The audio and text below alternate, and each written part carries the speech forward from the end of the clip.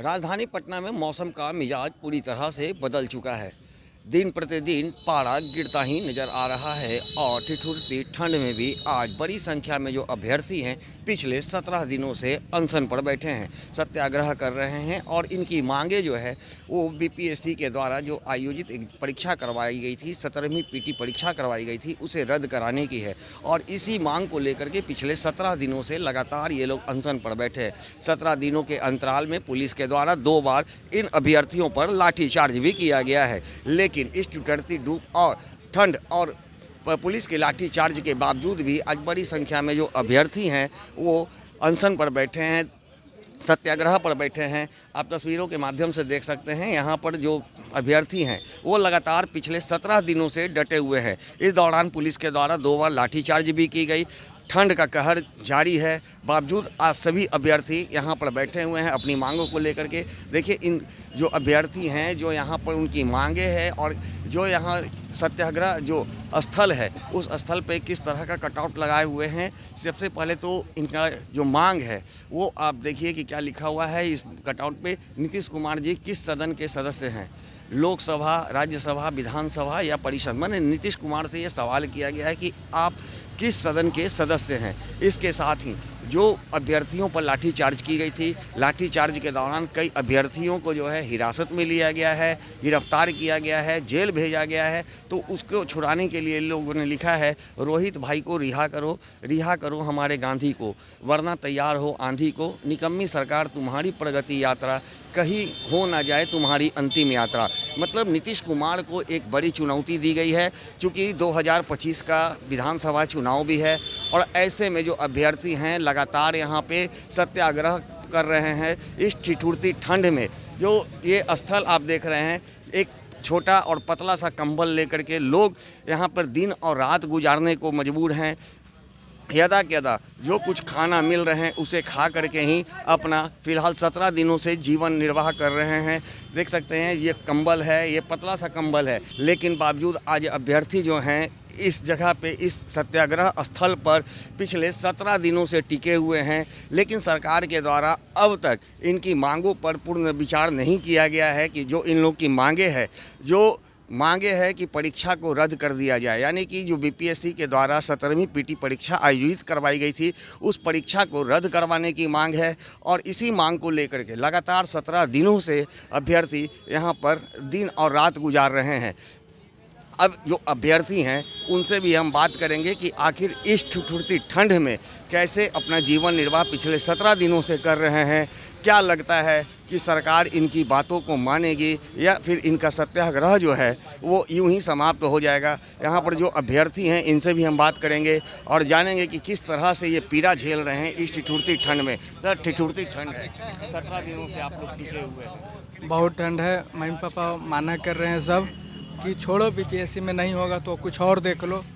बाकी हम लोग सारा एग्ज़ाम में तो इसी तरह से धांधली हो रहा है, इसी तरह से सीट बेचा जा रहा है। सरकार पैसा लेकर सारे सीट बेच दिए हैं।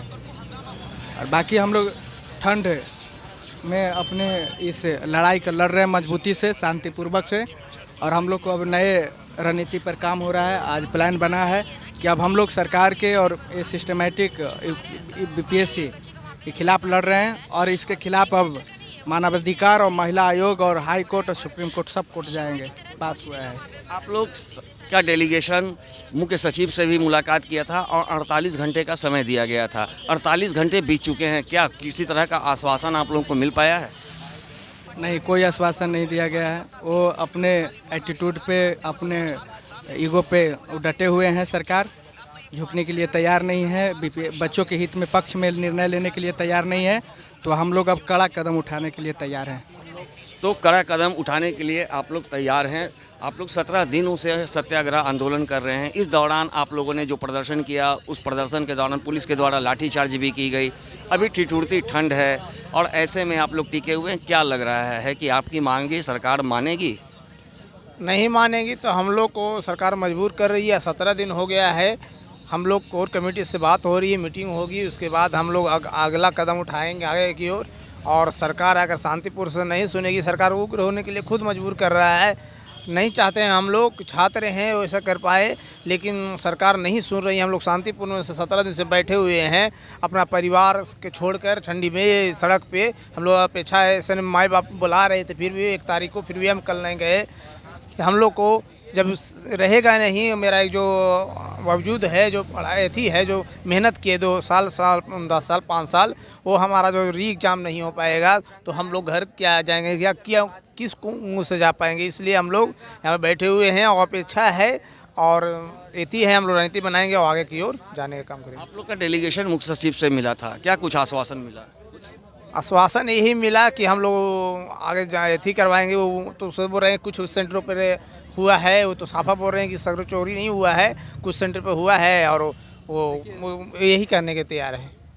अब आप लोग का जो आंदोलन है उसमें कई छात्र संगठन, युवा संगठन अब आप लोगों की समर्थन में आ चुकी है और कल 3 तारीख को बड़ा आह्वान किया गया है। ऐसे में क्या कुछ होने वाला है कल? कल यही होने वाला है। हम लोग सारे छात्र एक होंगे और कल जो छात्र निर्णय करेगा और वही हम लोग छात्र मिलकर कल जो 3 तारीख के वो सरकार को घेराव करेंगे। अगर शांतिपुर से नहीं सुनेगी तो हम लोग करना ही पड़ेगा, मजबूर हैं। इसलिए हम लोग सारे छात्र मिलकर कल घेराव करेंगे। क्या कुछ करेंगे कल? सर पहले तो हम लोग अपना छात्र धर्म निभा रहे हैं सर। हम लोग यहाँ पे पहले तो हम तो सर एक गिलहरी के रूप में हैं सर। यहाँ पे लोग मीन्स यहाँ के शेर लोग, तो यहाँ पे जो लगातार लोग यहाँ पे रह रहे हैं शेर लोग, तो हम लोग सर गिलहरी हैं। जितना योगदान बन पा रहा है सर, क्योंकि हम लोग भी अब एक सामाजिक बंधन से बंधे हुए रहते हैं। हमारे घर में भी माँ का कुछ काम है, बहन का कुछ काम रहता है, तो शायद उस बंधन के चलते इनका जो पीड़ा है वो पीड़ा को महसूस कर सकते हैं सर, क्योंकि आते जाते रहते हैं सर। लेकिन मेन जो मुद्दा है हमारा ये सर री एग्ज़ाम का सर, एक स्वच्छ एग्ज़ाम का सर मुद्दा है। और सर ये मुद्दा के लिए लड़ना ही अपने आप में एक सात्विकता का पहचान है सर। हमारा सर मांग क्या है, एक सात्विक एग्जाम हो सर। और जब आप सात्विकता के लिए लड़ रहे हैं तो धर्म आपके साथ होता है। जब धर्म आपके साथ होता है सर तो धर्म भी आपके साथ देता है। सर मेरा बस माननीय मुख्यमंत्री से बस ये निवेदन है कि जो भी फैसला लें वो छात्रों के हित में लें, और ये छात्र ही देश के भविष्य भी हैं और राज्य के भविष्य भी है। महज कुछ ही घंटे अब रह गए हैं, अब ऐसे में आप लोग क्या करेंगे? हम लोग के सारे साथी आ रहे हैं, 2 बजे तक आ जाएंगे। उसके बाद आगे का रणनीति बनाया जाएगा।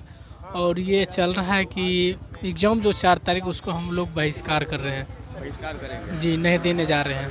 मतलब अब आप लोग आर पार के मूड में आ चुके हैं। जी, एग्ज़ाम नहीं देने जा रहे, बहिष्कार कर रहे हैं। ऐसा स्थिति क्यों बन पाया? इसीलिए कि री एग्ज़ाम होना चाहिए।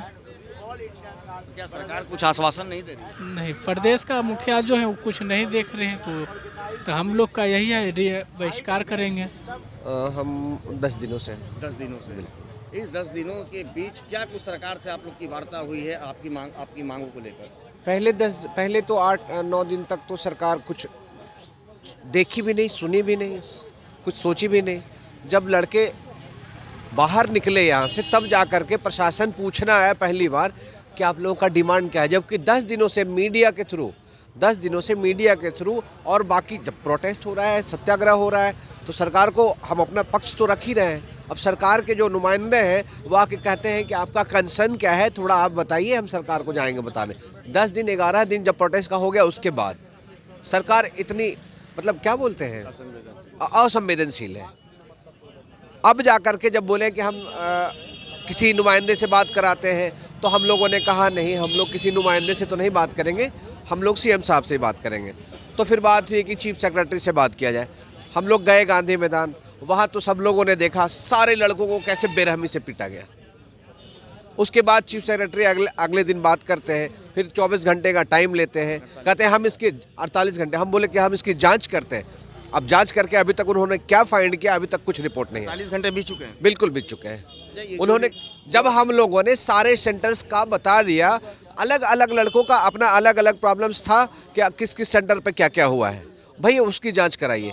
और सबसे बड़ा समस्या ये है कि आप 18,000 लोगों का अलग से एग्ज़ाम करा रहे हैं, बाकी लोगों का अलग से एग्ज़ाम करा रहे हैं, आप रिजल्ट कैसे निकालेंगे? इसीलिए तो 6 तारीख को भी नॉर्मलाइजेशन के खिलाफ सरकार और बीपीएससी के सामने लोग प्रदर्शन किए थे।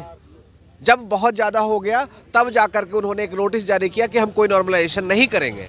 अच्छा सर, एक चीज़ बताइए, जो परीक्षा रद्द हुई है वो 4 तारीख को आयुष सरकार करवा रही है, अब महज कुछ ही घंटे बाकी हैं और आप लोगों का सत्याग्रह का 17वां दिन है आज, माने कुछ ही घंटे अब बाकी हैं। अब ऐसे में अब आप लोगों का अगला स्टेप क्या होगा?